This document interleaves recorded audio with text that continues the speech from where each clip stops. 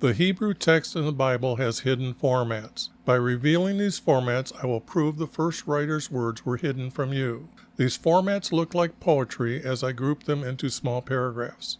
Their grouping will become known as a psalm, and together they become psalms.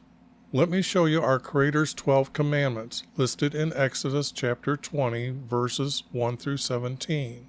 Any father of a family or his wife who did not obey any one of these 12 commandments, our Creator demanded they bring him a sin offering. Thus, our Creator defined the word sin as not obeying any one of these 12 commandments. Next, I want to show you how I changed one word in Exodus 26, verse 26, the word bars to arches, and the words now reveal the style of the roof for our Creator's tent for meeting with Him. Let me show you the translator's words from the preface of the 1611 King James Bible. They gave 4 reasons for themselves or others to edit the Bible's words. The red arrow at the top points to their 3rd reason to edit the text. By the light and feeling we attained unto ourselves. The next red arrow down points to them giving the title, the Divine, to a clerk named Gregory. The next block of words, they point out they were happy that the first emperor of Rome established the year to the course of the sun. Behind this text means Nebuchadnezzar ordered his kingdom to follow our Creator's calendar when he stopped eating grass. Did you notice the letter S in sun is capitalized? This is to give respect to the Egyptian sun god Ra. Have you seen the Egyptian obelisk in the Vatican's front yard? The last arrow points to your reward for studying the Bible. Your reward is to have a fellowship with the saints and participation of a heavenly nature that will never fade away. There is no such thing as nature to a truthful Christian. Our Creator created everything. By their own words, they were not seeking to know our Creator or Jesus. Not everyone has the knowledge to correct every word.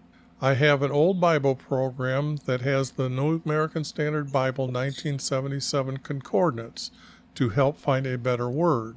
Their concordance has the number of times they use that English word in a parenthesis for that Hebrew word.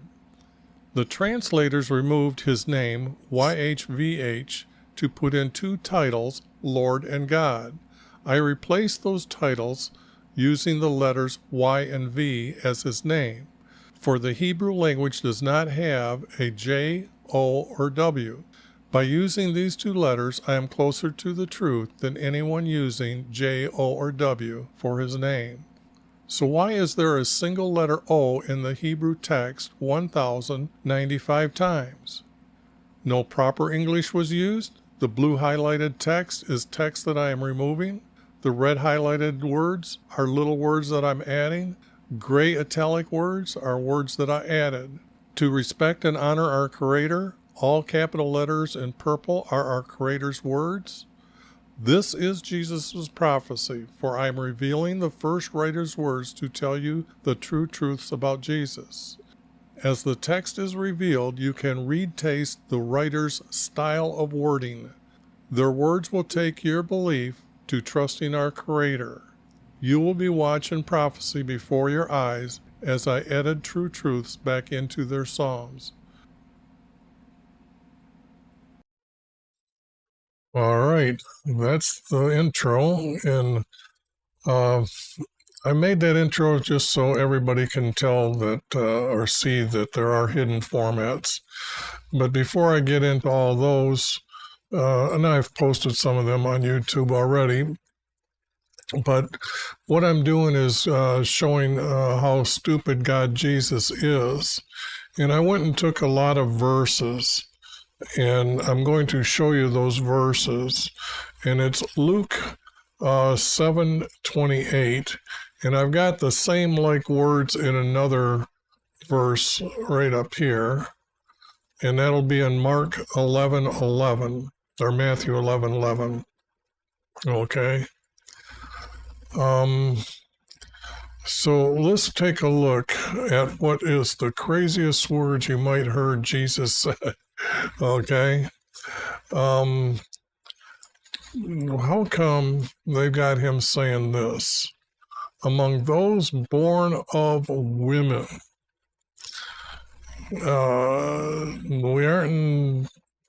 We're back now 2,000 years ago, okay? Didn't have hospitals, didn't have problems like we've got today. But among those born of women. Now, how can that be said? Well, we need to correct this so God Jesus isn't stupid, but right now he is.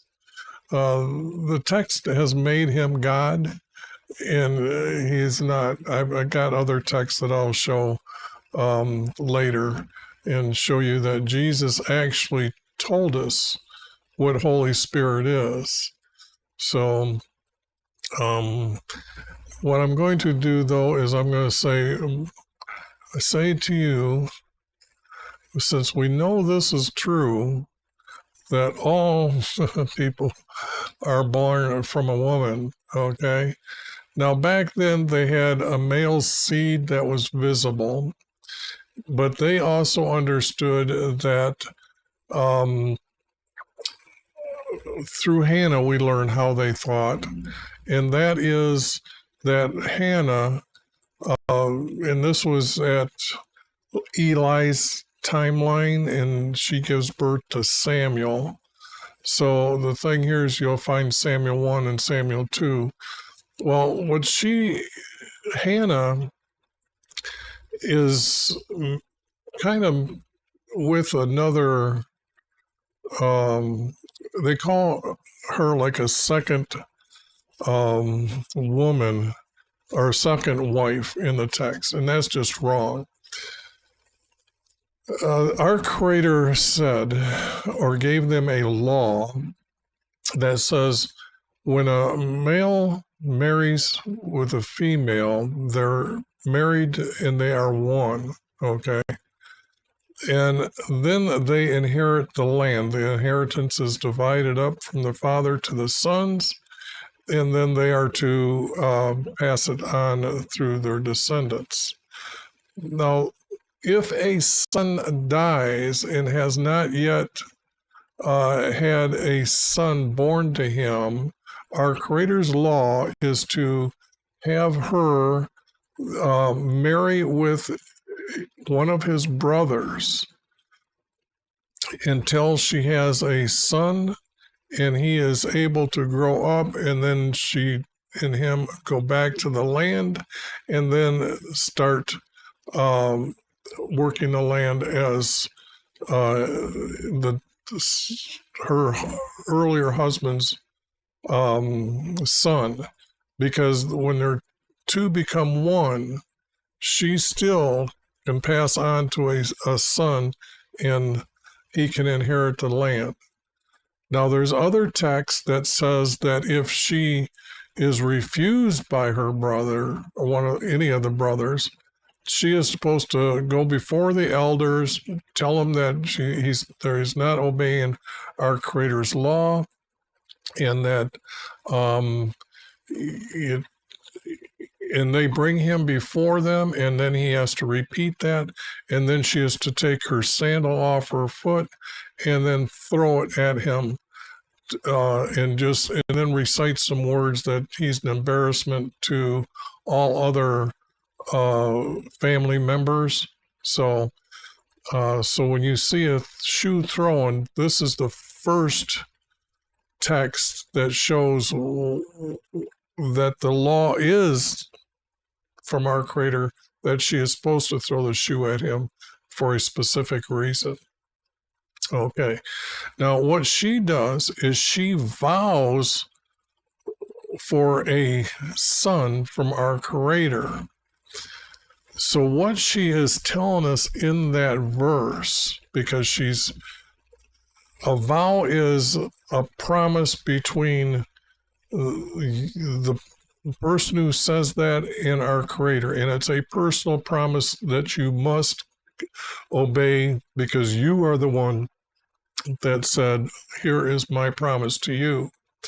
And she was asking in her vow that if she would receive a son from our Creator, that she would dedicate or give her son to the high priest or her priest, that he is brought up as a priest for our Creator. Now, what that tells us is that their belief was that a male soul must conceive with a male seed to give birth. Okay, they didn't know they had a female seed, so that is how they understood the existence of life. Okay, or the birth of life. That was probably believed right up until maybe middle of 1800s. And you can see how people can be tricked into believing a virgin birth. Now, now that you have the idea of how they believed a child was born, male or female, we also know that God Jesus here is stupid for what he's saying this. I say to you, and we don't need any of these words, there is no one greater than John. Now, there's many Johns out there, so we have to say and Jesus would have probably called him your Baptist.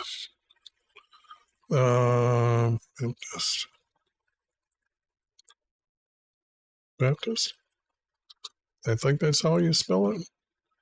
I don't have no line underneath it, so I guess that's true. And I'm going to say that I'm adding that text and I'm adding this text to be true. John, your Baptist. Okay.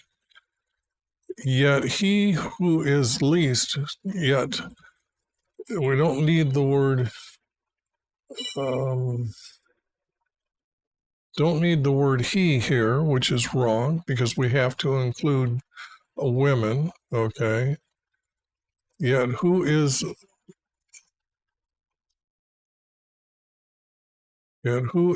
least?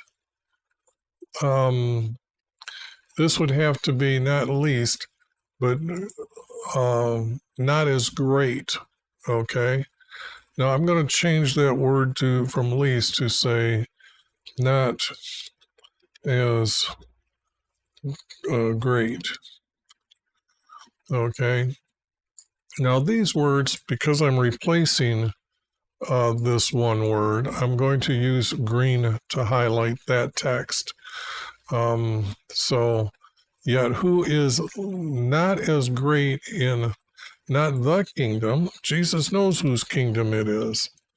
It is my kingdom, and I'm going to be adding this, and we need to capitalize it because, well, actually, it's coming from our Creator.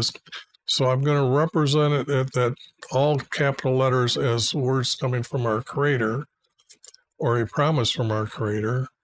And here I'm going to highlight it. Oops, not highlight it. That was wrong. I want to change the coloring of the text to red to show that this is Jesus' kingdom.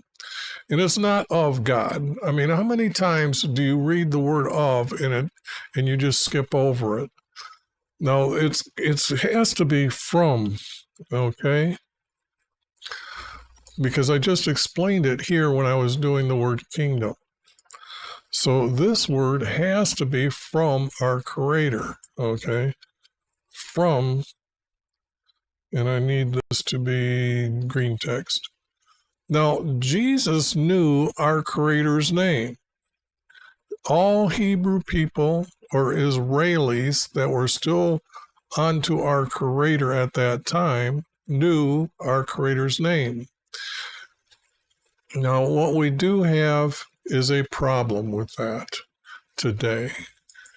And what I have done, and I'm going to explain it right here, is that Strong's gives us 4 letters, okay? That tells us that's in the manuscripts from way back, okay? And yet, he gives us 2 definitions that you can say his name. Well, the problem is in the Hebrew language, the letter H on the end is sometimes silent. Okay?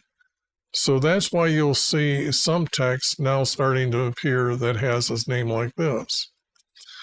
But these are the only two letters in the English language that we'd have for him, because there is no J, no O, or no W. So anything that you're saying with the O, J, or W, you are farther away than right here saying these two letters, either in the Hebrew way they would pronounce it or in the English way you'd pronounce it.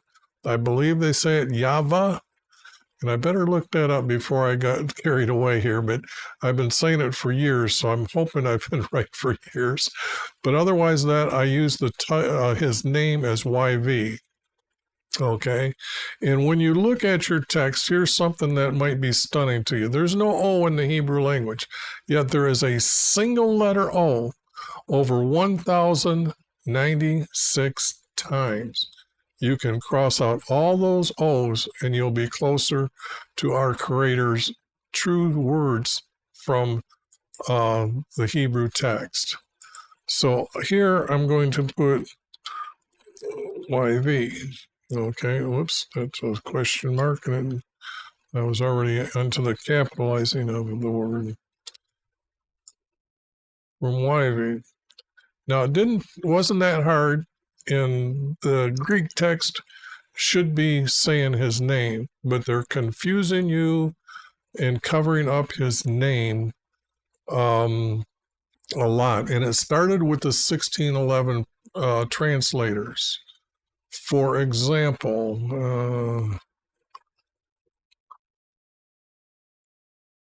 where is it?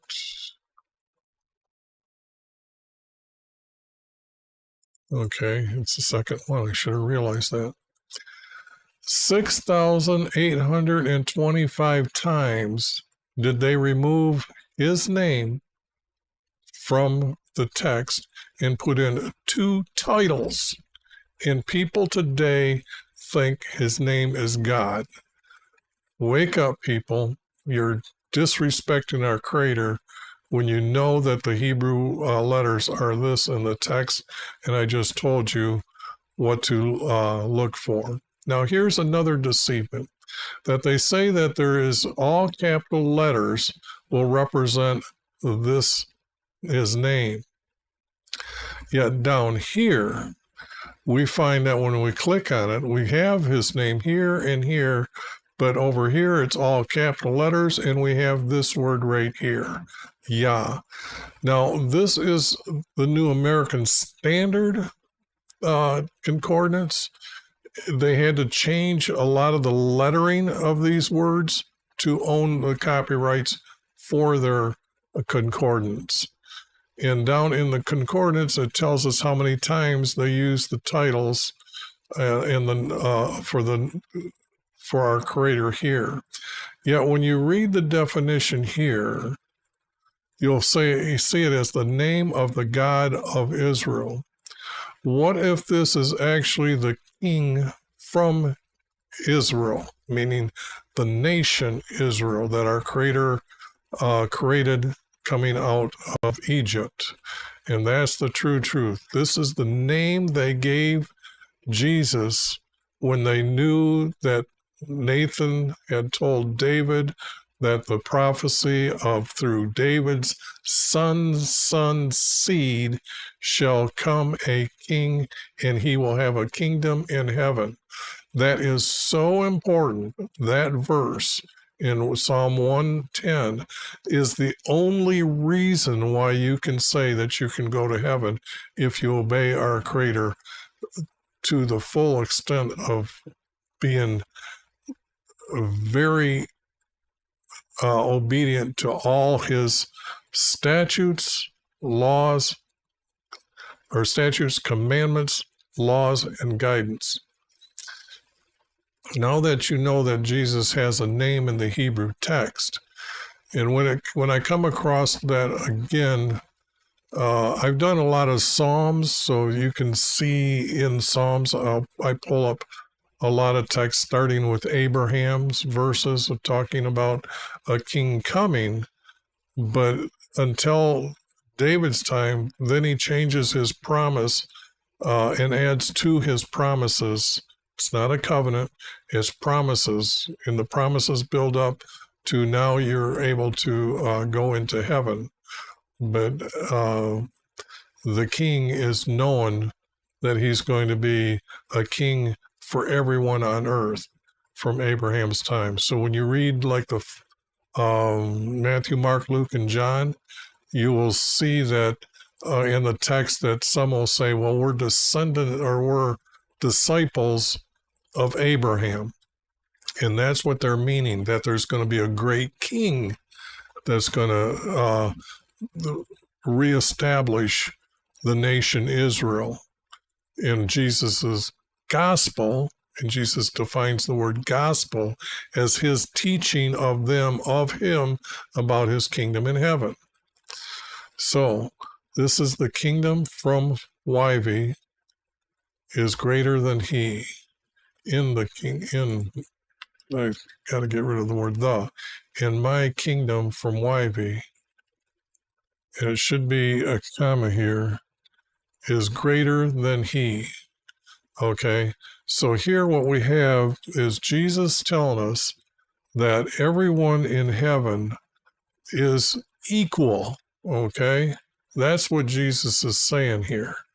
So if I take the text and put it down here, and then see if I can clean it up, see if this macro's working today.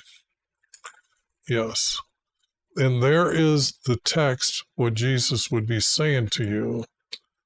And this is for you to know today that there is no one greater than John your Baptist, yet who is not as great in my kingdom from Wyvie, who is not as great, yet who is not as great, comma, in my kingdom from Wyvie is greater than he.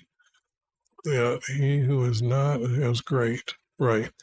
And that would be the people on earth establishing, our Creator established judges, prophets, very obedient, I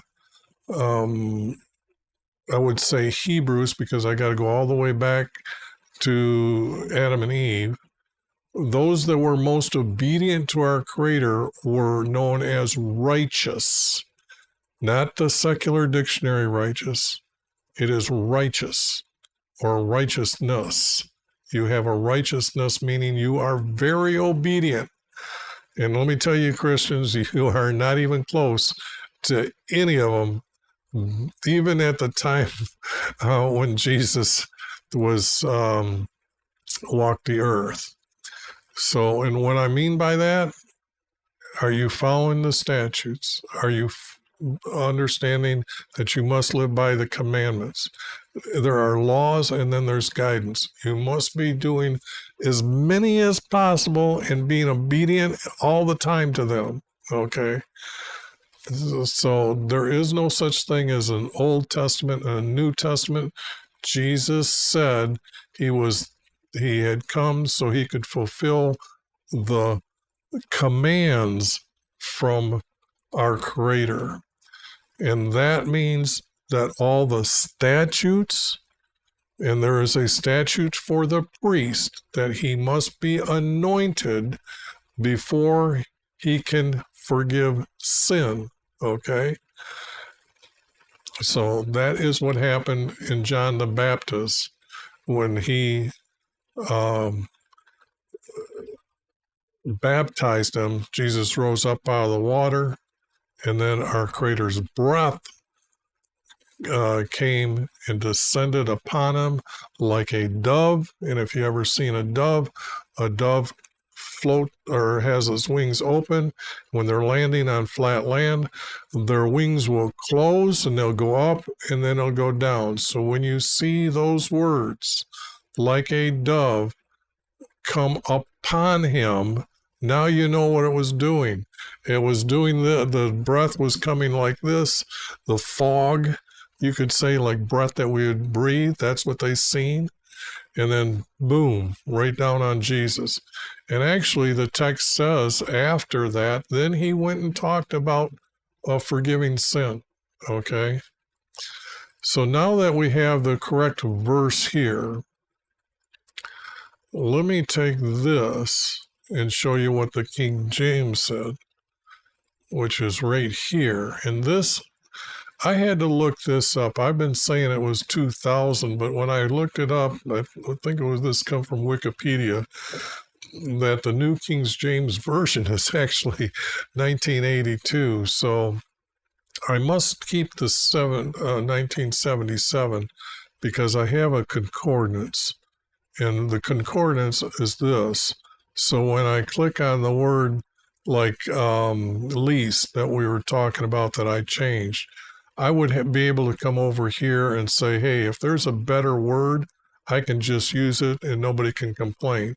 But when I take the word least and I said not as great, and yet you can see these words as least or less, okay?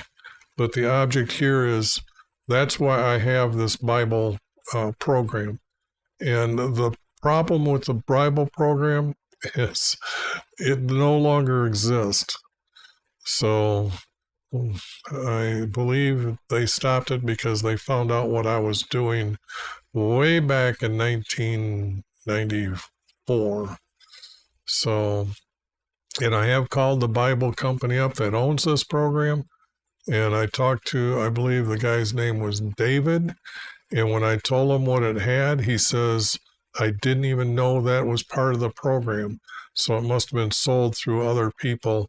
And then they got it today. It's called Quick Verse. And all they do is have a bunch of books referencing back and forth. But I'm telling you, all those books referencing back and forth aren't going to tell you what I'm telling you here. I'm telling you the true truth. So the words in King James here had the same things, born of a woman. Among those born of a woman, among, absolutely what the heck is Jesus saying here? Let me see if that's even Strong's figured. Okay, yeah, strong. That was such a strong word in the Hebrew text or Greek text. Strong's noted it. Okay. So sometimes he doesn't note the word because he doesn't feel it's important. And a lot of times when I'll agree with him, I'll just get rid of the word. But those born of women, that is not right. Okay. Greater prophet. They've added the word prophet here.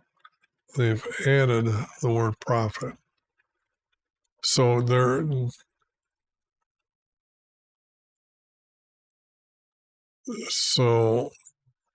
and they added the word Baptist. Now this should have been italicized in their text, but they probably had it there for so long that they said every word that we printed is actually in the manuscripts as is. And you know now today that's not the truth. Because if it wasn't mentioned here in the text, and let me go back to the concordance here, and it says no one. So who is the one? Nope, I don't see the word prophet being used here. And you notice how there's two words together in the Greek. This is when they'll say the word no one was used 82 times. So if I click on the word greater, if I click on the word no, and then click on the one, on the word one, now you can see the text and what's going on there with it. Oh, I got to bring you back over here. Okay, now let's see here.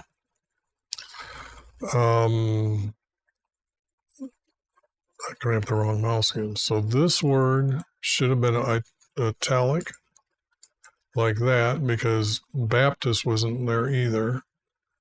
And prophet wasn't there, so they should have told you that that was added, because when they added that, it changes the context of the word. Okay? For I say to you, there is not a greater prophet than John the Baptist. Now, what does Jesus mean by that when he does say this? There's no one greater than John your Baptist. John was announcing Jesus has finally arrived. From the time of Abraham, they were talked about a king to come, and the king for everyone. All the world will be blessed because of this king, or for a descendant from Abraham through his son seed was going to be a great king for all the world. In fact, the world was going to be blessed for that fact. And the blessing is that's how everyone else ends up going to heaven as well. And I would say it's the higher moral people that you can point to that say, yes, they live very much at a very high moral standard. They would be going to heaven because that's the promise from our Creator, or his blessing. Now, John was then when they establish, our Creator establishes the nation Israel when they came out of Egypt, then we have text that's missing. Let me show you the timeline, because all this is really important. You should automatically know these things, but they don't teach you any of this. Okay? So here you get a chance to actually know the truth. Okay. The text that goes from the nation Israel when it is started, and then Joshua passes out the promised land, the text is missing. And then Eli just shows up, okay? And I am the one that knows every one of these words in the Bible, okay? And I'm telling you, the years for the judges, because Joshua was a judge, Moses was a judge. Eli was the last judge, okay? Because at Samuel's time, Samuel was the last judge. But he was the first prophet that we know of. We don't have any prophets between here, because that's what's a little bit different about Eli being a priest and then the highest priest, and then Samuel being able to do what a high priest can do. We have no text telling us why he can do that, because Samuel offers up the peace offering for Saul, and Saul messed up. He tried to do it, and our Creator told him, your descendants are no longer going to be a king. But that's when we first get a king, okay? And then all these kings here we've got, but at David's time, we have the promise of Yah coming, and his kingdom will be in heaven forever. So all these years, and I think there's like 400 years from David's time to get down here, or very close to 400 years. So, but that's the lineage of the kings in the text that's missing to say that when I'm trying to tell you about greater than John, they had a list of judges, and then all of a sudden prophets appeared, your high priests, who our Creator chose the Levites, so they would have been thinking that they're a little bit more special, and then all the people. And Jesus is telling us that anyone who enters my kingdom is equal to them because they are in my kingdom. Okay. Now I want to go on to the next verse above, because it is said again here in Matthew 11:11. Okay. Now, let's see. Let me put the text here so I have it on screen. And is that showing up on screen for you? It looks like it is. So, and then again, God, Jesus is so stupid he doesn't know that just women bear children. Same thing here with the New American Standard. You would think the editors would correct these. Nope, they're the bad guys. They want to keep you stupid, okay?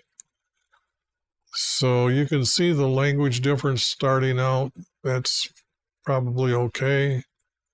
There has not arisen.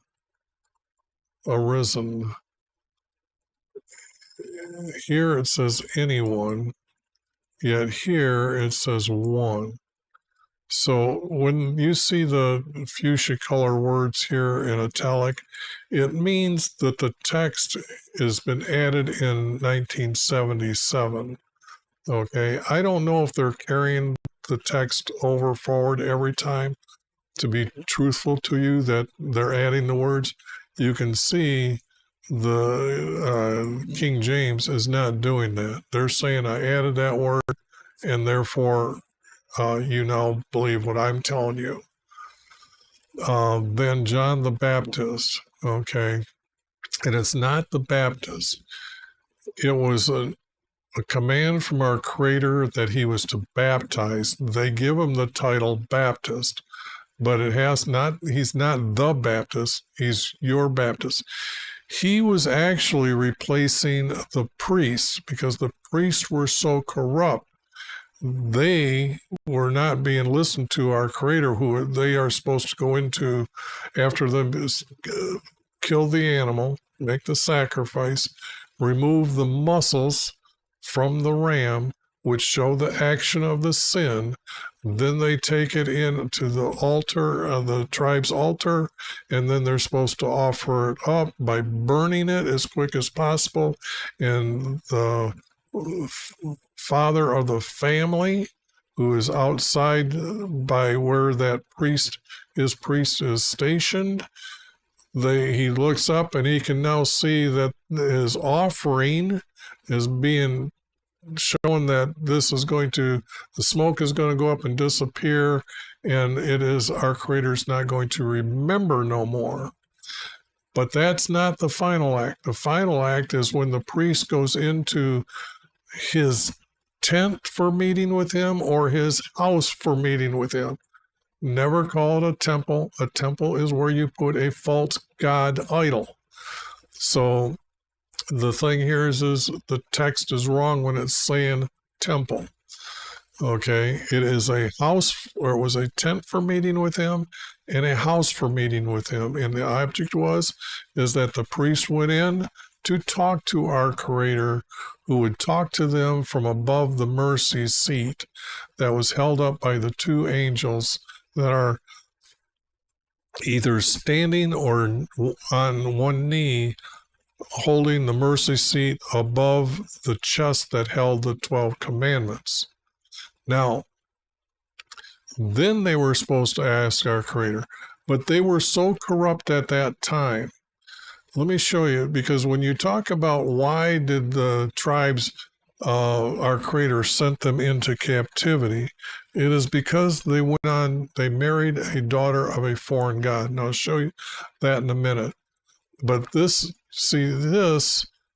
Jeroboam set up an altar that he had went up to Damascus and seen the altar of a pagan god belief up there, and he had a replica of it made, put in Bethel. So the church of Bethel is really a pagan church. And then and this was the capital city for Israel. And then he told them, you don't go to Jerusalem to make your sacrifice and your offering, you bring it here, and my priest will tell you. He didn't want them to keep relying on Jerusalem to go to our Creator. So he had them go on to a pagan god. Okay. And over time, our Creator sent down Assyria and took them away in two different stages. But over here, this king here for Judah, this guy right here, he started having a meditation practice with the so-called female goddess. And I'm going to still show you that text in just a minute. But what he did was he carved an image of her and he put her into the meeting room where our Creator's supposed to be, and disregarded our Creator's laws. And to do that, the priests were corrupt. That means the priest agreed with this practice. Okay? So when you look at why we don't have any of the scrolls from that time, it is because these guys started gathering them up, said, no, we're going to rewrite them, and we're going to write them for our God, and confuse you today that, no, our people didn't witness our Creator. These prophets that we have, everything we've been taught since we were little is all wrong. We can meditate and we can see the female goddess. But that's how corrupt, and I believe that's when it really truly started, the corruption of all the text. What I wanted to do now is show you the words that are in Malachi 2:11. And you probably, if you've read Revelation, you want to know who the mother of all harlots is. This is where you start. You start with Malachi 2:11. And this is Judah. This means the kingdom of Judah has married the daughter of a foreign god. The sun god Ra from Egypt, they say it's the star that was brought from, your text will say the star from Egypt was brought to the land, promised land. And the daughter is the moon goddess, okay? Down here in Jeremiah, who is the last prophet, at the time when Babylon come down, he is talking to the people, trying to argue with them, stop doing what you're doing because Babylon is coming now and you're all going to be removed. And they're talk to him that says, our forefathers, our king, and not just our princes. This will be priests or leaders or judges, anyone who had power, okay? Did this, and this is what they were doing. They burnt their sacrifices to the Queen of Heaven. Now, when I say that, moon goddess, let me show you some ancient pictures of the moon goddess here. This is the sun god, represented with a shine, but the moon is tied to her. The moon is tied to her, okay? So this is, and actually, there are 3 moon goddesses that they can have sex with at different times of the month. And these are the 3 names in the Bible for those goddesses. Now they're saying a Phoenician. Well, Phoenician is very ancient, but the thing here is it's from Egypt. Okay? So this is the corruption of the priests. This is why these guys are still editing the Bibles for you today. And this is why they're just adding words and keeping them and not telling you whether they added them or not.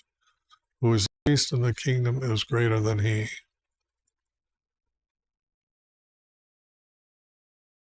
Okay. So you can see that that's what's going on with these verses. Now you know the truth, that you could correct this text in your Bible. Okay, I get rid of that because I'm keeping these and I will be able to pull them up all together. Now, what I'm going to do is I'm going to take a break, but I'm going to get into this verse here real quick and go through, and you can see up here 3 times this is mentioned. Luke 11:32. So I will is the first one. And I need to take a break. So I'll be right back. Now let's see how I do this. Where's my B?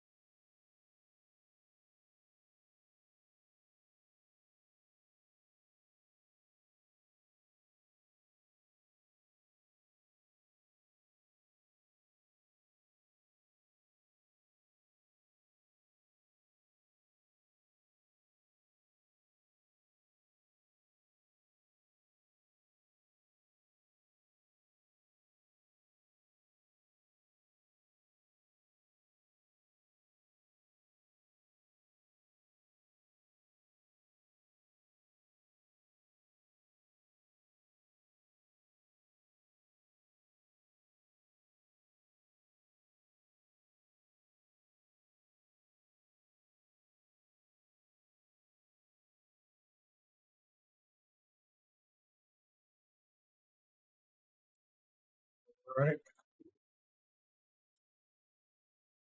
Now, I didn't have time to set up the New American Standard or my text that I want to show you here. And whoops, where is it?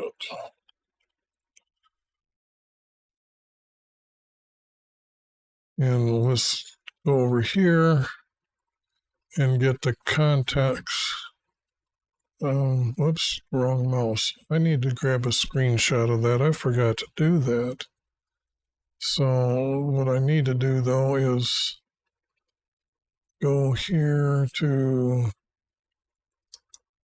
this and go to Luke 11:32. And I like to start above it just to show you that Jesus is saying these words. 32, I'm going to get...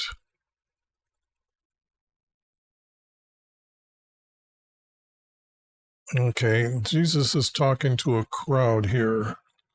So we need to know that.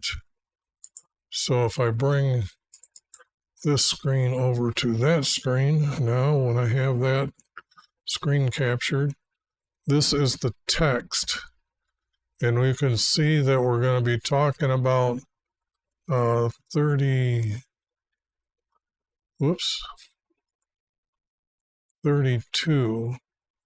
Yeah, and this is where I got to point out that Jonah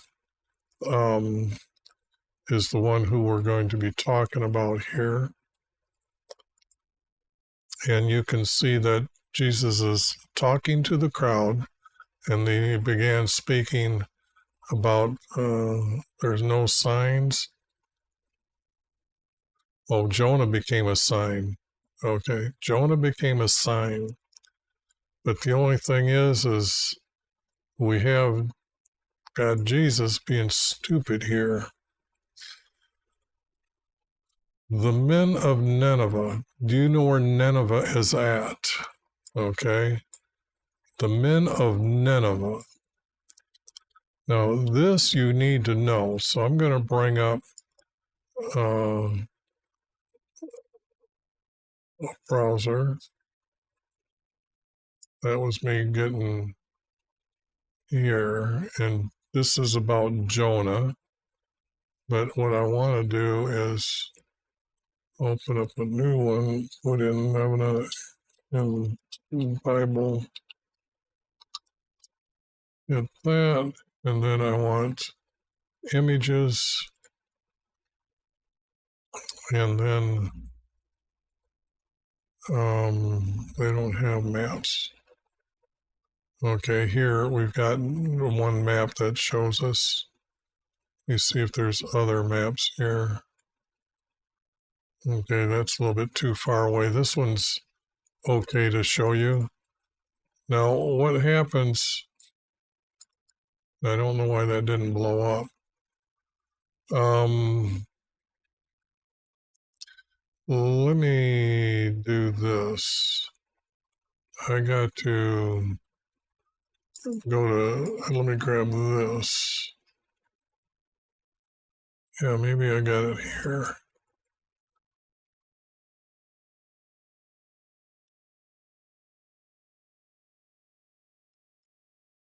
This doesn't pull them up like Google's does. Okay, here's what I wanted to really show you. Well, let's go to Google.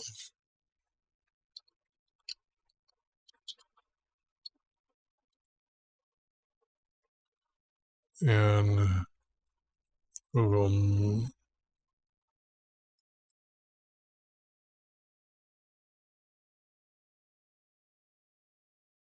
Oops. Now I want to go. Oops, it's got to be a search within it.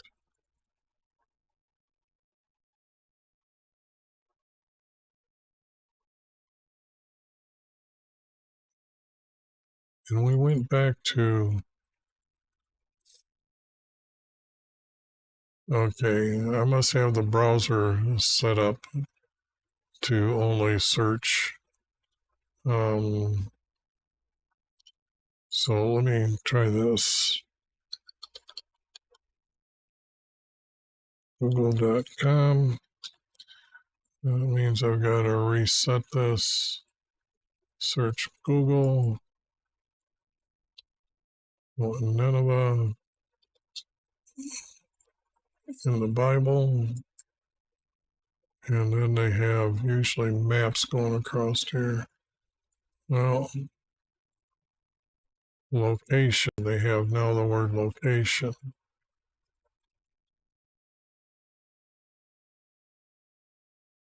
Images. Maps, finally. Okay, I'm sorry about that. I forgot to check my audio. Okay, it is working. I just realized that I didn't do that at the beginning. So let's just take one of these. Oh, what happened to Google doing the same damn thing? You used to be able to click on it and they would show you. So let me see here. Oops.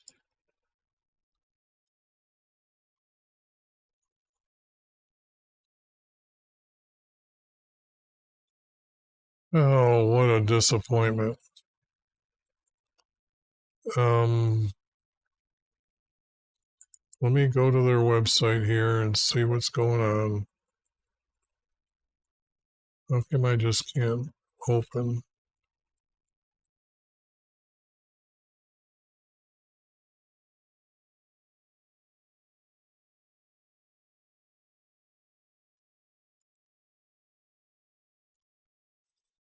Okay, here we go. They're saying, sorry about that. I was not prepared for Google to change their mapping system on me.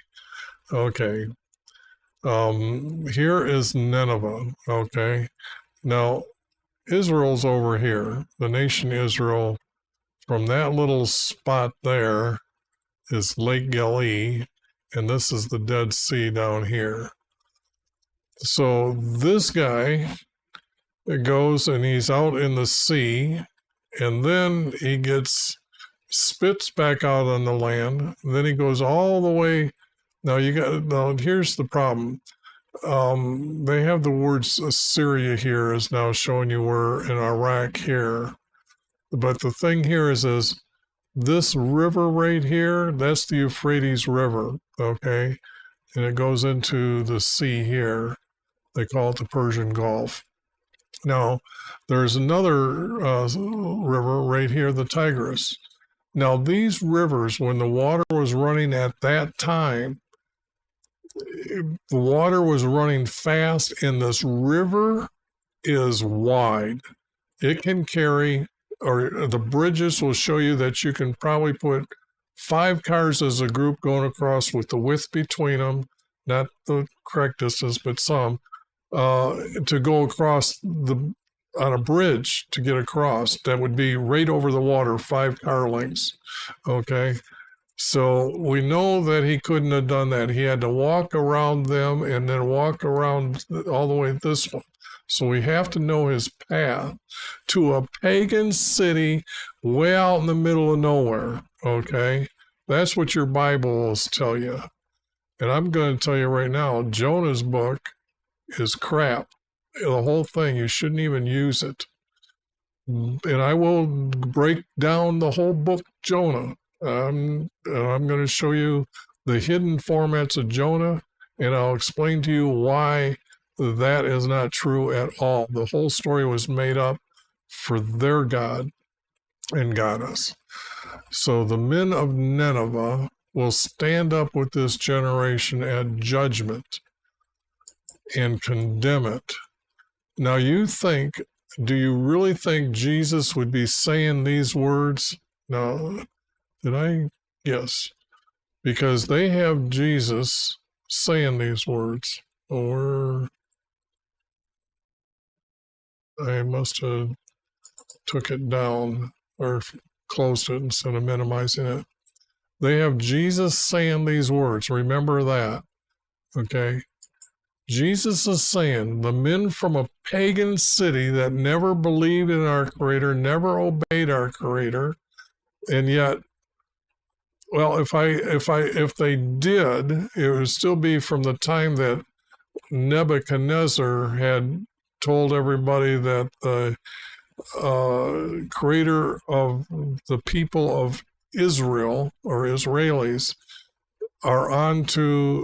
we're created as a nation by our Creator, and he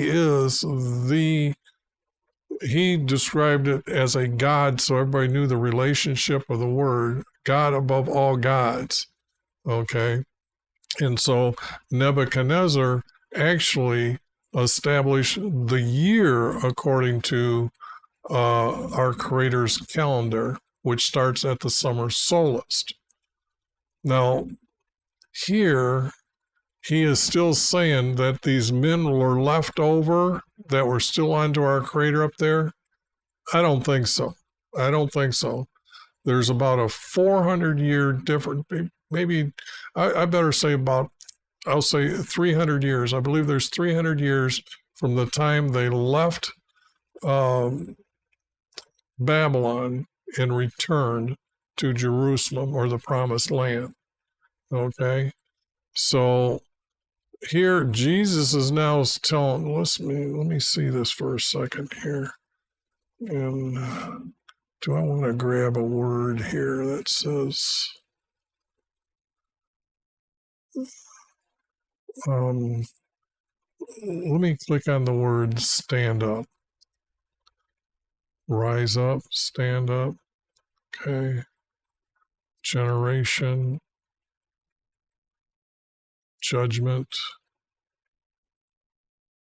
condemn,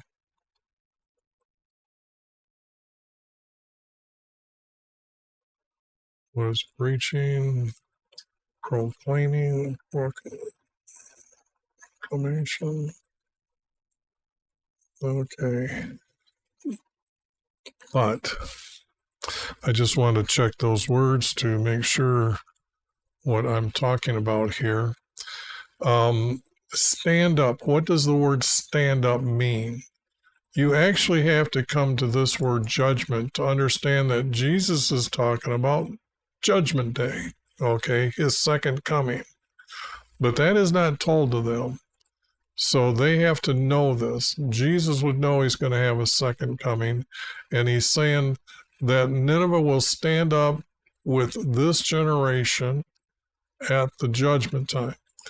Now, the thing here is none of these people exist on earth at this time. So how can Jesus say this? This is just stupid words put in here, okay? The men of Nineveh shall stand up with this generation at the judgment. Now, Jesus is saying, we know that Jesus has told us about his second coming. And his second coming, yes, his angels are going to come with him. And on earth, we're going to think it's an alien invasion, and the whole world is going to know that this alien force is coming to kill everybody on earth. But the thing here is it's just Jesus appearing with his angels. In our great big telescope that can spot galaxies a billion years away, ain't going to be able to focus in on them. Okay? Plain and simple. It's the thing here. So we don't know that it's Jesus coming. Okay?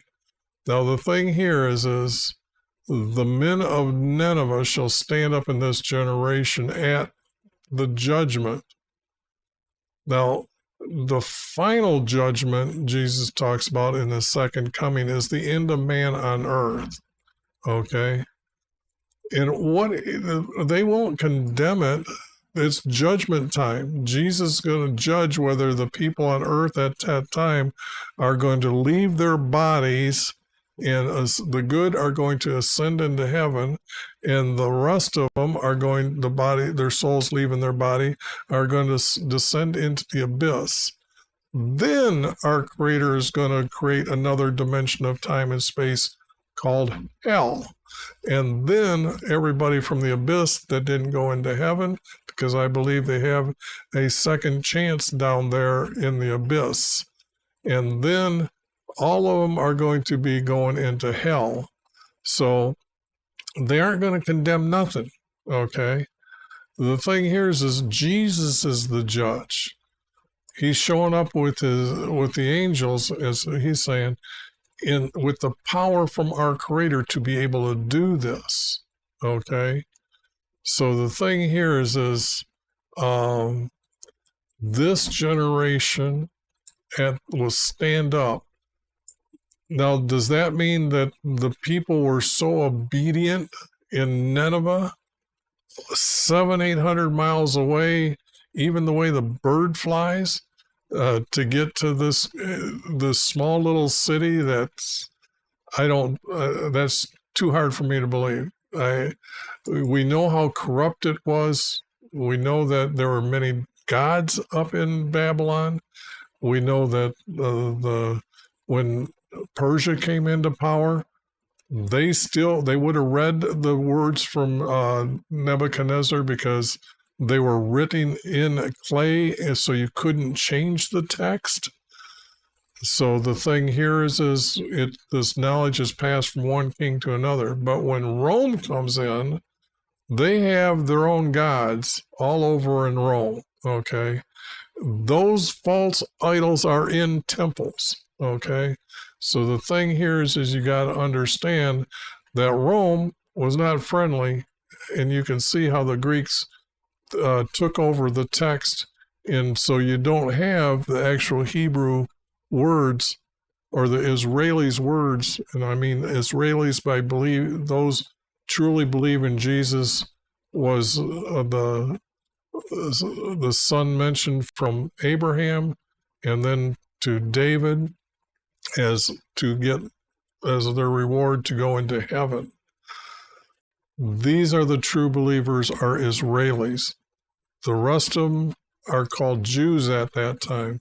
The word Jew would come from when the nation Israel was by its, or the nation Judah was by itself, and nation Israel was already gone away. They started calling themselves Judeans. Okay, and those that were against our Creator were known as Jews. You don't go to a secular dictionary for the words that you're using when you're talking about anything from the Bible. You have to go to the text to break it down to see what it means. So, do you really think they're all the way up there going to stand up? They aren't going to stand up at all. So this is just wrong. This is just stupid. This generation, and the generation that Jesus is talking about is the ones who are obedient to him. But we know that those aren't going to stand up at the judgment, okay? So we have words from Jesus, well, that the disciples were going to judge the tribes. Or help him judge the tribes. And then this is not really, it's not really true that they're going to stand up. I had to explain what the judgment is, and they aren't going to condemn it. What are they going to, what does this word it mean? And condemn it. This word doesn't make any sense, okay, here. So that word is just out. Condemning is out. Jesus is going to judge them. That's what the word judgment and second coming is about. And the souls are leaving, and he's in command of this, okay? Judgment. Because they repented at the preaching of Jonah. See, all of a sudden, these guys here were not as good as you think they were, because they repented at the preaching of Jonah. So why would be repenting at the preaching of Jonah? What was the words that Jonah had that were so powerful that they would have believed him? Because there's nowhere near Jerusalem or the nation Israel that would know this. I mean, if I don't know where Jonah actually takes place. Let me do something here. I want to see where Jonah is placed in the Bible. Okay, he's after Obadiah and before Micah. So this, from just guessing at those books, we're talking that in the timeline, I get the timeline back out here. The timeline of Jonah is someplace in here.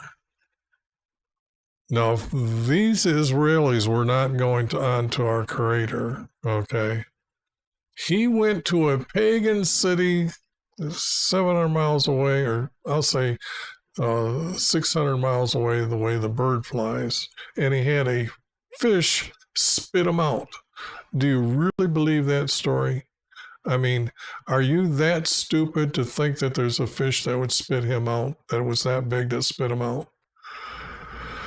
And he was inside for a few days too. So this is just stuff that Jesus is saying that is absolutely stupid.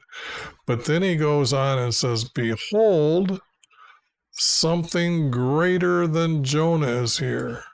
What the hell is Jesus saying? Something greater is here. Doesn't he know who he is? Doesn't he know he's the king? I mean, he was to teach them about his kingdom. He was healing people.